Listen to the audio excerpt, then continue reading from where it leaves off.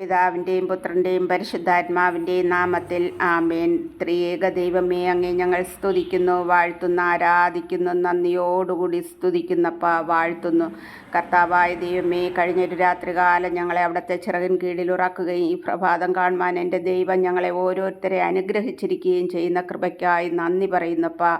ഈ 3 മണി സമയം വരെ എൻ്റെ കർത്താവ് ഞങ്ങളെ എല്ലാവരെയും പരിപാലിച്ചതിനായി സ്തോത്രം ചെയ്യുന്നു. കർത്താവേ, ഈ കരുണയുടെ സമയം ഓരോ മക്കളിലും ഞങ്ങളിലും അവിടുത്തെ കരുണ കൊണ്ട് നിറയ്ക്കുമാറാകണമേ എന്ന് പ്രാർത്ഥിക്കുന്നു. കരുണാനിധിയായ എൻ്റെ യേശുനാഥ, അവിടുത്തെ കരുണ ഞങ്ങളുടെ മേൽ നിറയ്ക്കണമേ എന്ന് പ്രാർത്ഥിക്കുന്നു.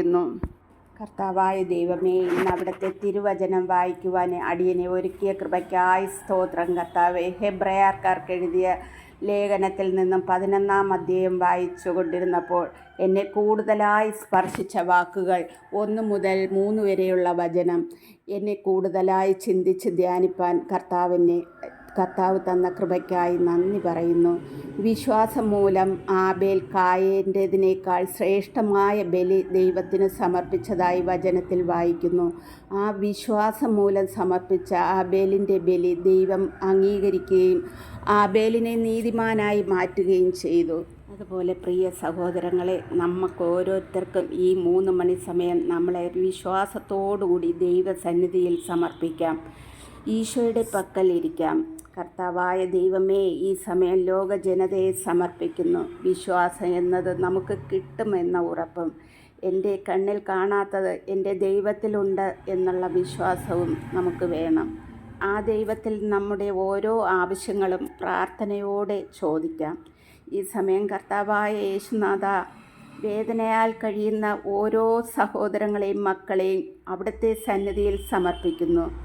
ഭൗതികമായും ആത്മീയമായും വിശക്കുന്നവരെയും, ഈ ഭൂമിയിൽ വസിപ്പാൻ ഭവനം ഇല്ലാത്തവരെയും, ഭവനം പണി നടത്തുന്നവരെയും, ഭവനം പണി തുടങ്ങി അത് പൂർത്തീകരിക്കാൻ പറ്റാതെ ആയിരിക്കുന്നവരെയും ഈശോയുടെ സന്നിധിയിൽ ഈ 3 മണി സമയത്ത് സമർപ്പിക്കുന്നു. കർത്താവേ, വിശ്വാസത്തോടെ അവിടുത്തെ കരങ്ങളിൽ സമർപ്പിച്ച് പ്രാർത്ഥിക്കുന്നു.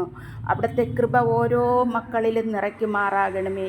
നാഥ, ഞങ്ങളെല്ലാവരെയും ഈശോയുടെ സ്നേഹത്തിൽ ഉറച്ചു നിൽപ്പാൻ തക്കവിധം എൻ്റെ കർത്താവ് ഞങ്ങളെ അനുഗ്രഹിക്കണമേ എന്ന് പ്രാർത്ഥിക്കുന്നു. നാഥ, അവിടുത്തെ സന്നിധിയിലായിരിക്കാത്ത ഓരോ മക്കളെയും അവിടുത്തെ സന്നിധിയിൽ സമർപ്പിച്ച് പ്രാർത്ഥിക്കുന്നു. അടിയൻ വിശ്വസിച്ച് പ്രാർത്ഥിക്കുന്നു. കർത്താവെ, ഓരോ മക്കളെ അനുഗ്രഹിക്കണമേ എന്ന് പ്രാർത്ഥിക്കുന്നു. പ്രാർത്ഥന കേട്ട കൃപയ്ക്കായി സ്തോത്രം. മാനവും മഹത്വവും അവിടെ നിന്ന് എടുക്കണം. സകലത് യേശുവിൻ്റെ ധന്യമുള്ള നാമത്തിൽ കേൾക്കുമാറാകണം. ആമേൻ.